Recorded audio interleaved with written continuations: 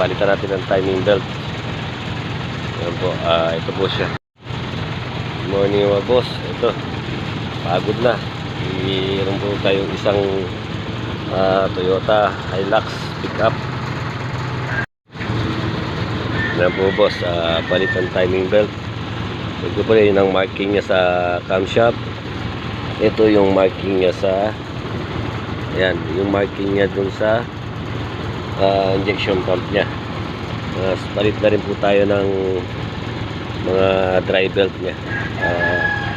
Masyado ng pud-pud. Ito po, pag ganito yung dry belt mo, yung mga punit-punit na ganyan, yan, may mga lamat na siyang ganyan. Marami po yan. Lamat-lamat na po yan. Palitin na po yan. Ito, bali, ito na yung bagong dry belt.